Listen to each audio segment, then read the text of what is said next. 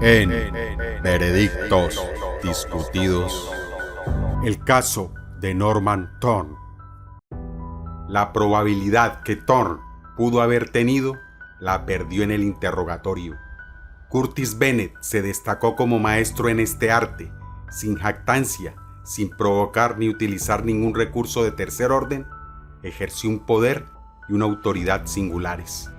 Confiaba en la única arma legítima del que interroga, la forma y distribución de las preguntas, porque su habilidad a este respecto no estaba muy lejos de ser genial. Logró sus propósitos con el mínimo de palabras. Las primeras 4 preguntas que dirigió a Thorn eran características de sus dotes y de su método. El propósito de Curtis Bennett era lograr que Thorn reconociera que, para la fecha de la muerte de Elsie Cameron, él había entregado su cariño a la otra joven. No era cuestión de un hecho concreto, fácilmente comprobable, sino una investigación delicada en cierto estado de ánimo. Si la pregunta hubiese sido mal hecha sin la debida preparación, Thorn habría podido contestar como quisiera. Consideremos ahora la técnica empleada por Curtis Bennett, no para sorprender a Thorn en una afirmación falsa, sino para forzarlo a la verdad. ¿Está usted todavía enamorado de Elsie Cameron en la mañana del 5 de diciembre? Si contestaba que no, el no proporcionaría inmediatamente superabundantes pruebas de la existencia de un móvil. Thorn repuso sí. ¿Estaba usted enamorado de la otra joven en la mañana del 5 de diciembre? Esto requería más tiempo. Contestar no sería expeditivo. Pero Sir Henry tenía convenientemente a mano la primera declaración de Gillan. Casi todas las noches, desde mediados de noviembre, vino a mi choza. Durante ese lapso nos enamoramos. De nada servía contradecir esto. Otra vez Thorn repuso sí. Aquella mañana, ¿con cuál de las 2 jóvenes de quienes estaba enamorado deseaba usted casarse? No sé que en ese preciso momento deseara yo, especialmente casarme con ninguna de las 2. La evasiva sirvió para ganar solo unos segundos. La próxima pregunta de Curtis Bennett cerró la puerta con llave. ¿Con cuál pensaba usted casarse en el futuro? Podía decir con Elsie, pero sus cartas indicaban su mala disposición. Tú pareces dar todo por sentado. Si decía que con ninguna, se acusaba a un mismo tiempo de doblez y de cínica vileza al inducir a ambas jóvenes a actos de intimidad sin pensar en proceder correctamente con ninguna. Bueno, dijo él, de las 2, creo que pensaba más en la otra joven. Fueron 4 preguntas nada más y cada una tan breve como clara. Un abogado menos preparado hubiese podido hacer 400 sin obtener un resultado tan preciso. El resto de este penetrante interrogatorio mostró idénticas características de concisión. Se presentó, por ejemplo, el así llamado episodio Piper.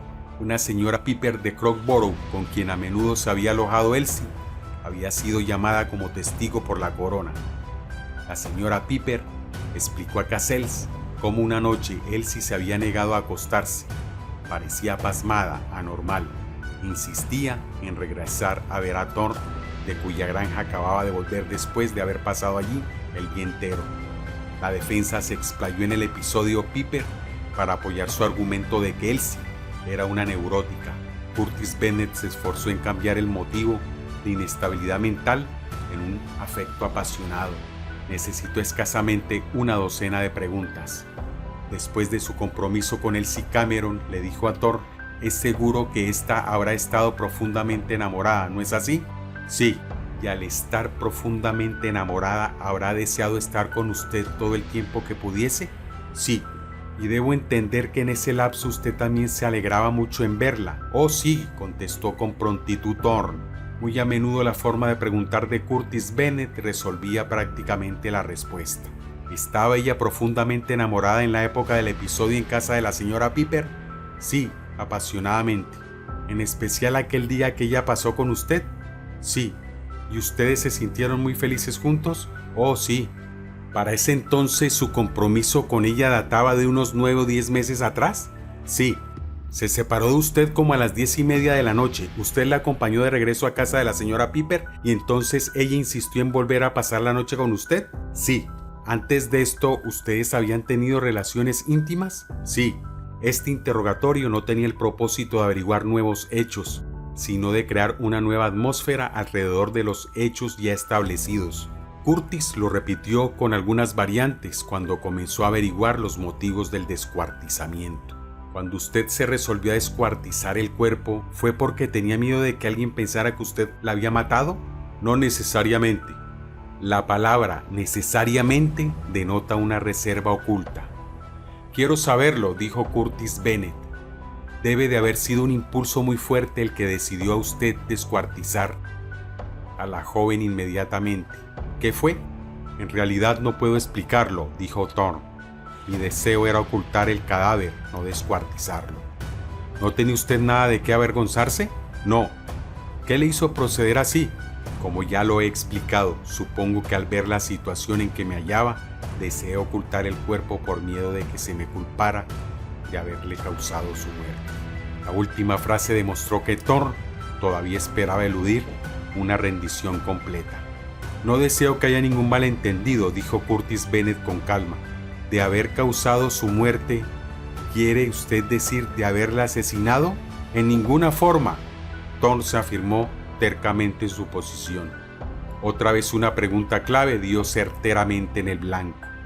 ¿Deseaba usted ocultar el hecho de que ella se había suicidado? No, contestó Thorne. Creí que quizá pensarían que ella no se había suicidado. Entonces, ¿usted lo hizo porque pensó que podían imaginar que usted la había asesinado? Sí, dijo Thorne contra su voluntad. Habían necesitado cierto tiempo para llegar allí, pero habían llegado. El interrogatorio había terminado, pero antes de que Thorne se retirara del recinto había una última prueba reservada para él. El juez Finlay mordió distraídamente la lapicera, arrugó la cara y detuvo al acusado un momento más en el banquillo. Nada más que una pregunta o dos preguntas, Thorne. ¿Podría escribirse una monografía sobre esas pocas preguntas que de tiempo en tiempo hacen los jueces en parecidas circunstancias y que, cargadas con el peso de la intervención de arriba, ejercen una influencia desmesurada? Cualquiera de estas monografías empezaría naturalmente con el interrogatorio de Darling al envenenador Armstrong y tal vez continuaría con la investigación de Avery sobre Frederick Boyd Grown. Finlay no se parecía a ninguno de estos jueces, no tenía el aspecto duro e impenetrable de Darling, ni la reserva fría y despiadada de Avery. Era un hombre cordial, amable y natural que hablaba en forma suave y casi deferente. Pero el interrogatorio que hizo a Thorne difícilmente pudo haber sido más implacable. Thorne, cuando usted regresó a la choza, ¿su primer acto fue cortar la cuerda para bajar a Miss Cameron? Sí, señor juez. ¿Trató usted de hacerla revivir? No, creí que estaba muerta. ¿Pensó en algún momento en llamar a un médico? No lo pensé hasta después de levantarme de la mesa. ¿Eso fue como una hora más tarde? Creo que sí. Luego siguieron 3 golpes cortos, agudos y paralizantes. ¿Usted nunca pensó en llamar a un médico enseguida ante la probabilidad de hacerla revivir? No, enseguida pensé que estaba muerta. Usted habrá oído, supongo, de personas que al parecer estaban muertas y algunas veces han revivido. Sí, he oído tales cosas. ¿Pero usted nunca pensó en llamar a un médico ni fue a buscarlo? No. El juez volvió a morder la lapicera y lo despidió con un movimiento de cabeza. Hubo un elocuente alegato final por Cassels, una sólida respuesta de Curtis Bennett y el cuidadoso y completo resumen de Finlay fue perfectamente correcto, pero sin disimular su propia creencia de que el caso de la corona había quedado probado. A las 5:12 del quinto día, el jurado se retiró y a las 5:40 volvió para declarar que el preso era culpable.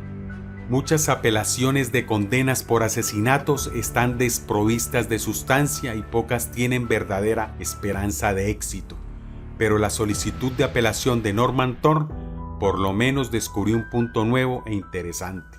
La Ley de Apelación en lo Criminal de 1907, que entre otras cosas estableció la creación de la Corte de Apelación en lo Criminal, Estipula que cuando alguna cuestión que suscite una apelación incluye estudios científicos o pericias, puede ser sometida ya sea a un delegado especial para que investigue e informe o a un asesor técnico especialmente nombrado para que colabore con el tribunal. A pesar de que habían transcurrido casi 2 décadas, estos derechos no habían sido jamás invocados con anterioridad.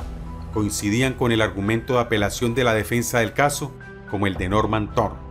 Las magulladuras, las señales en el cuello, el estado mental y nervioso de Elsie Cameron, todo lo presentó como un tema apropiado para el procedimiento especial que esa ley contemplaba. Había mucho que decir en favor del pedido de la defensa. El juicio entero podía depender de la interpretación, del análisis de un fragmento de piel de una persona muerta 3 meses atrás. El experto primero mira su pieza y dice que no puede ver nada. El experto segundo mira la suya y dice que puede ver algo, y el algo que ve es extravasación de sangre. El experto primero mira la pieza del experto segundo y dice, sí, él ve lo que dice, hay algo ahí, pero no es extravasación, son los restos degenerados de algunas glándulas sebáceas. ¿Puede un lego decidir entre los dos? ¿Puede la vida de un hombre estar a merced de semejante juicio? Si alguna vez pudo haber un caso que requiriese la designación de un perito o de un asesor, ¿no era el que ahora estaba sometido al juicio del tribunal? Como habría informado un perito o aconsejado un asesor, es un punto que solo puede ser objeto de conjeturas. Nunca se les dio la oportunidad de actuar. La Corte de Apelación, formada por 3 jueces, 2 de los cuales no eran de los más capaces, desechó la solicitud sin oír a la corona. La petición usual fue presentada y negada, y a su debido tiempo, Thorne murió de muerte violenta como su amante despreciada. Nadie sabrá lo que ocurrió aquella tarde de invierno, hace muchos años, en la choza donde vivía Thorne. ¿Asesinó él intencionalmente a Elsie Cameron, como lo creyeron los jurados, para evitar la inoportuna necesidad del casamiento y quedar libre para entregarse a su nueva pasión? ¿O hubo una lucha cuando él quiso abandonar la choza con esta terrible pero impremeditada consecuencia? ¿O, y esta es la alternativa más tremenda, Thorne no dijo nada más que la verdad? Una sola cosa es cierta. Como quiera que haya muerto Elsie Cameron, Thorne fue quien descuartizó el cadáver y astutamente ocultó los restos. En la suposición de que esto nunca se hubiese descubierto, es interesante imaginar lo que él pensaba hacer.